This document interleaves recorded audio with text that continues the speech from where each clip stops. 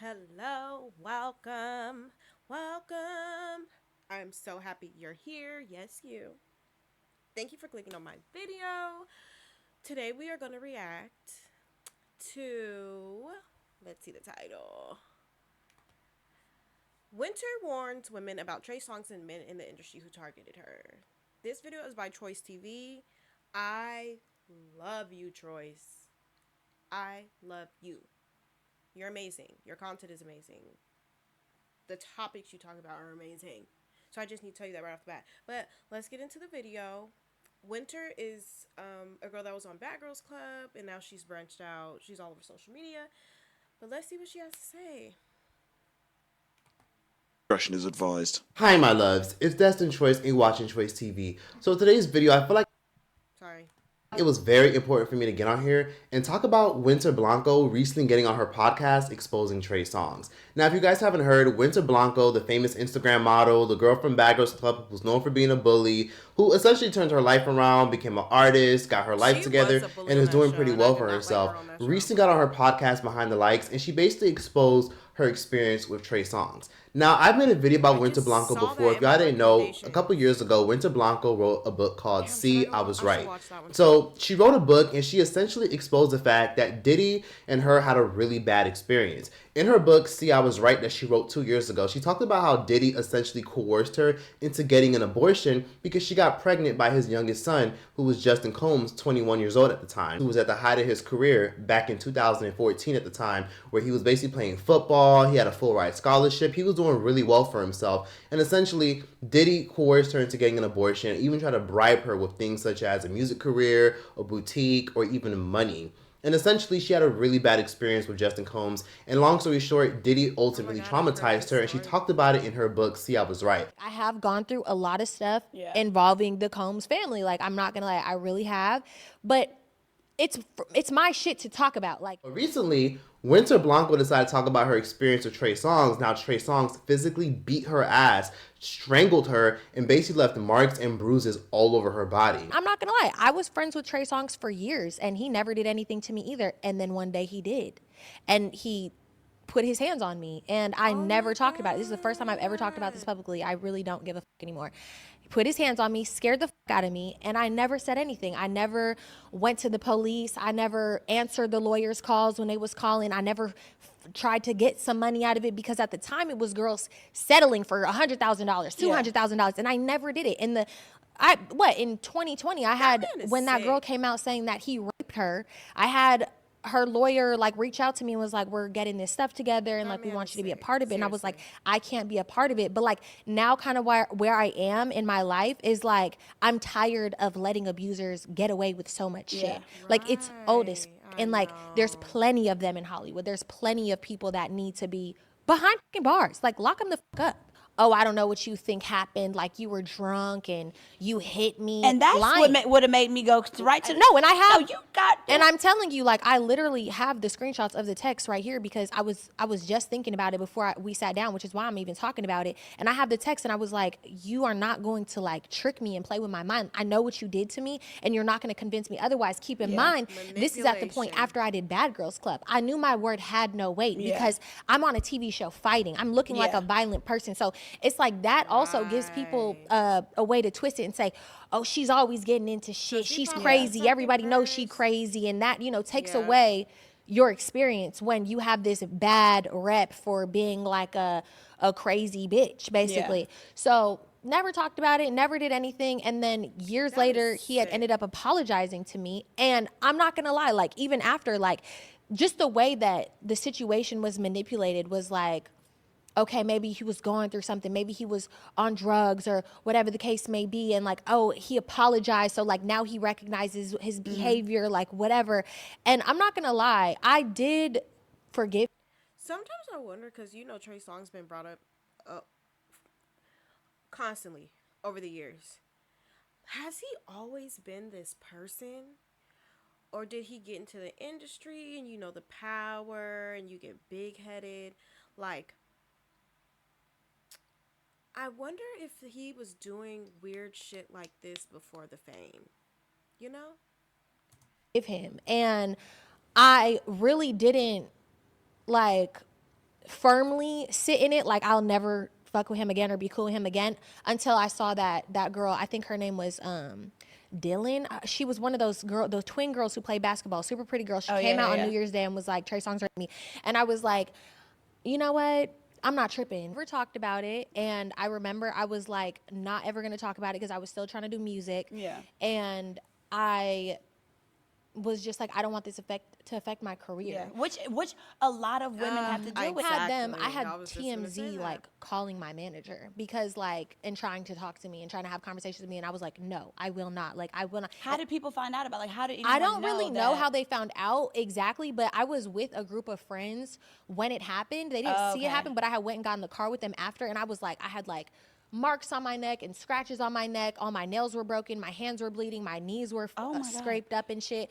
So they had seen everything. And obviously I told the girls what just happened in that moment. Right. People were quick to discredit Winter Blanco's story because, truth be told, she doesn't have the best track record. Not only was she a villain on reality TV, people have grilled her in the past because people have accused her of lying about being biracial, because she was in a girl group a couple years ago, maybe even 10 years ago, literally called the White Girl Mob. Then there's been videos and instances of her saying some things that people deem as problematic, and honestly, a lot of people just completely find a reason to discredit her. I personally believe her, but there is one particular part in that podcast that stood out to me that a lot of people aren't pointing out. For one, many people don't really notice that she made it very clear that she doesn't know how lawyers found out, how TMZ found out. Like, I will not. How did people find out about, like, how did anyone I don't really know how they found out. How did I don't really know how they found out. How did people find out about, like, how did anyone I don't really know how they found out exactly, but I was with a group of friends when it happened. They didn't see it happen, but I had went and got in the car with them after, and I was like, I had like marks on my neck and scratches on my neck. All my nails were broken. My hands were bleeding. My knees were scraped up and shit. And she says she doesn't know. Lies. And I know she's lying because, again, when people tend to lie, they tend to rub on their neck or tug their ear. It's kind of like a anxiety or a trauma response. When people get nervous, they'll tug their body part to basically try to cover up their lies.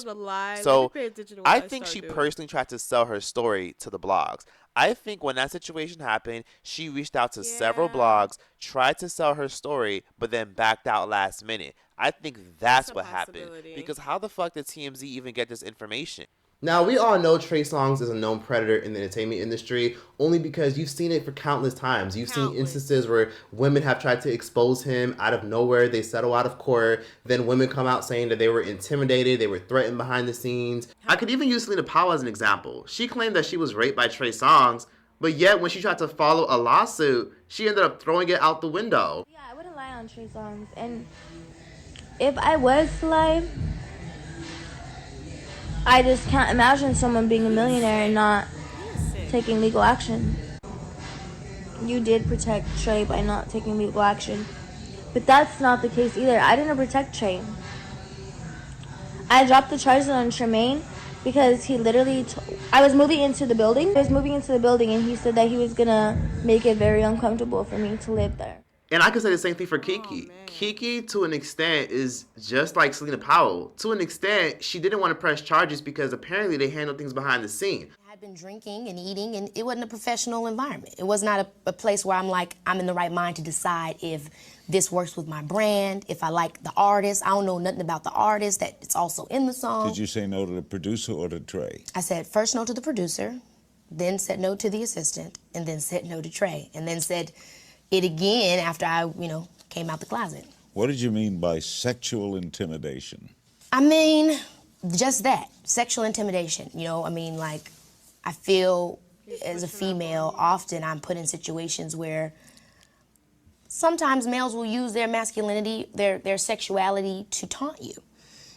I hate to have to bring and say that and make it known, but look, I ain't the first person that's gone through. People have gone through this all the time.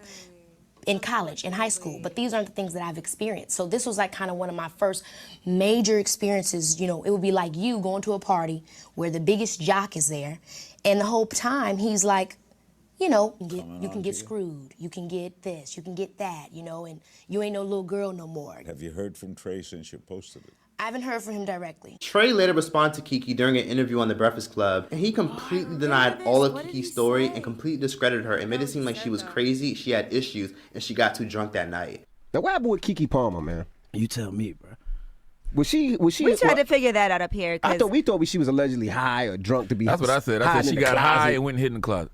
I mean, I ain't snitching on nobody. that sounds like high behavior. Absolutely. I mean, the thing about when you shooting a video, and I waited to have this conversation because I knew we'd talk about it, but ain't nobody put her on camera without accident. There's a sign on the door that there's a video being shot. You step on these premises, you will be recorded. You know, defame me.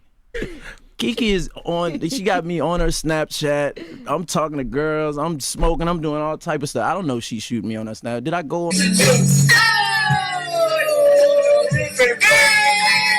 I'm smoking, I'm doing all type of stuff. I don't know if she's shooting me on her Snap. Did I go on the internet and say, Kiki, you got me on your Snapchat talking to girls. You got me on your Snapchat while I'm not looking at you. But again, it is your word against his word. But a lot of times we don't come forward because of all the backlash we're going to receive from women and men. But I could take it because the messages I got from other women saying that they were put in similar situations and had gone through, unfortunately, similar events with this person, it made me feel like, whoo, praise God. I knew I did what I needed to do.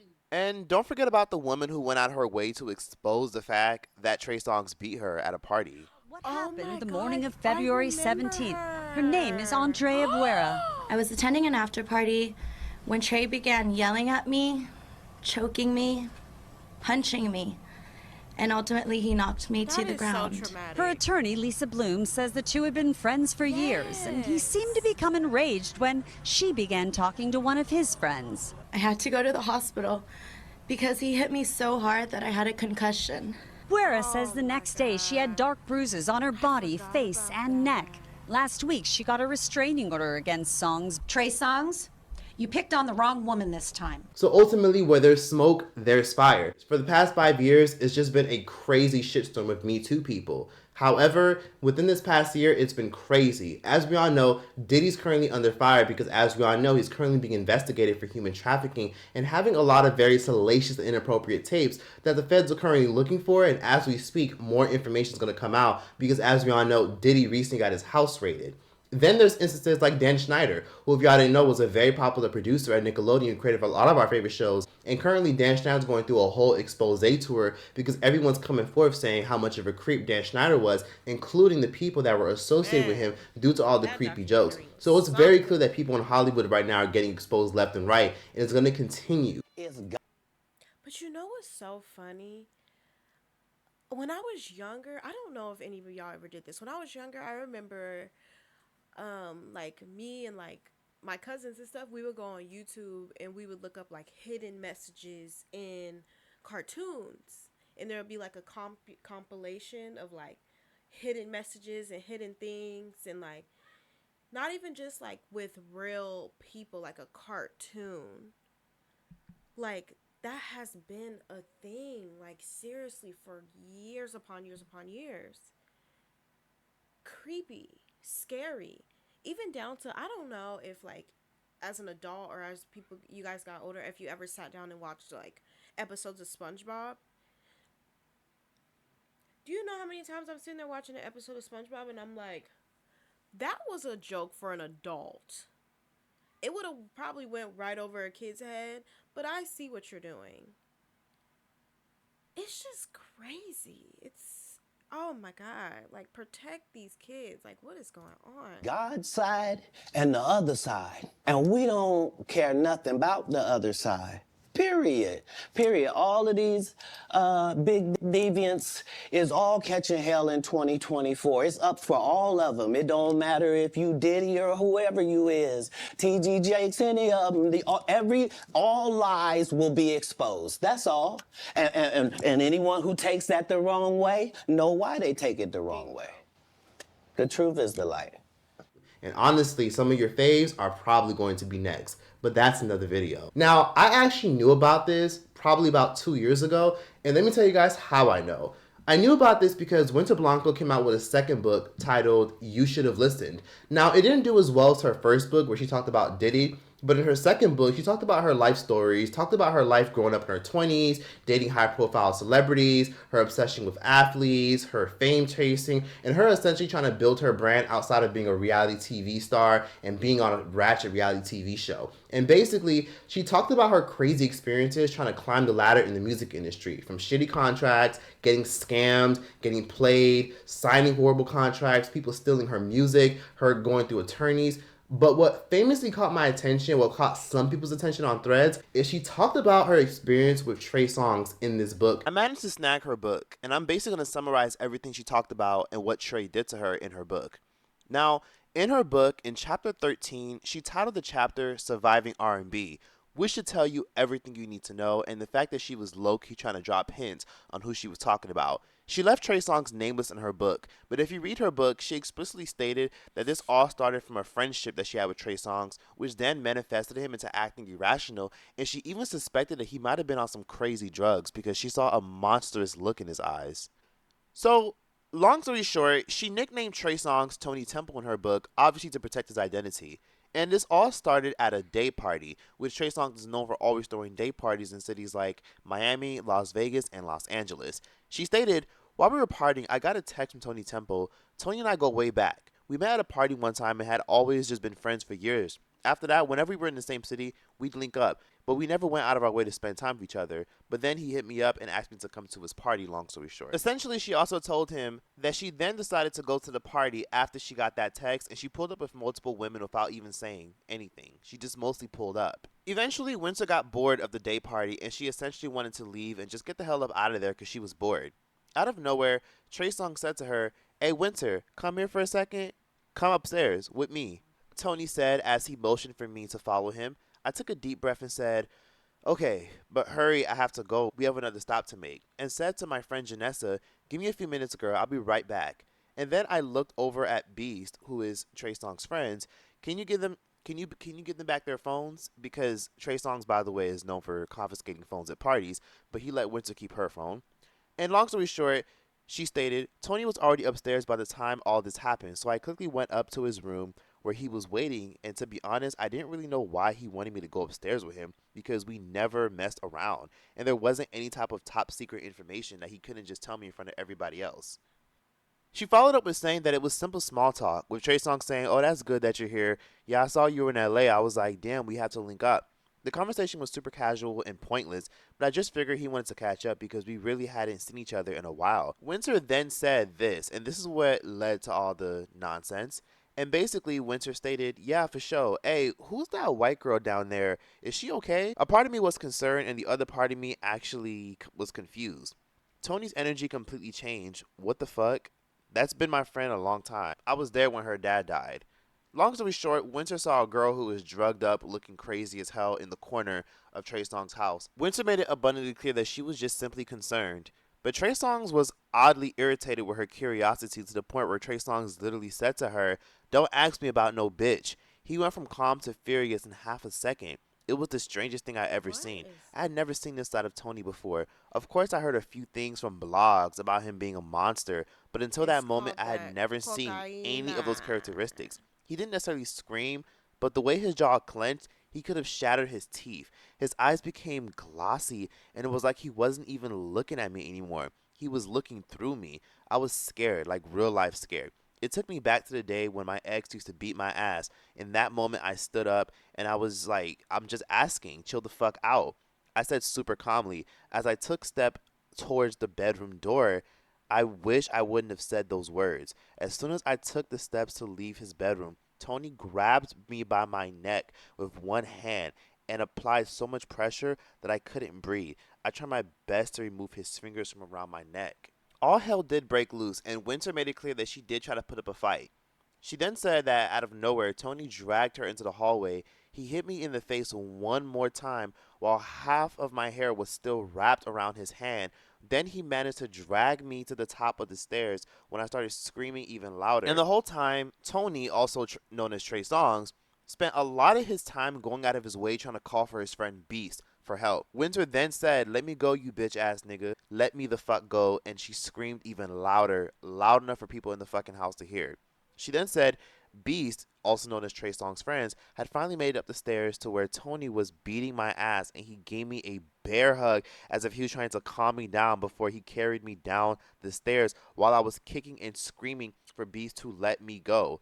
Essentially, Trey Songz' friend Beast was trying to calm her down. Once we got to the bottom of the stairs, Beast placed me onto my feet, but had a firm grip on each of my arms. Winter had her hair pulled out. She essentially had bruises all over her necks and scrapes all over her thighs because of Trey Songz throwing her all over the room because he would not let go of the fact that Winter was concerned about that young woman that was literally drugged out downstairs. Out of nowhere, Winter then stated that Trey Songz' friend B started apologizing to her consistently, saying, I'm sorry, I apologize. And she said that Trey Songz' friend didn't even seem shocked or confused. Yeah, it was like he knew what happened knows. because it had happened before. Beast didn't push me out of the front door, but he politely made sure that I was all the way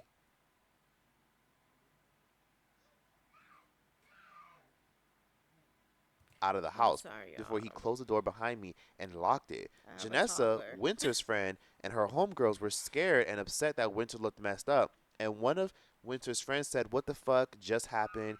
I'm calling the fucking police." Hey!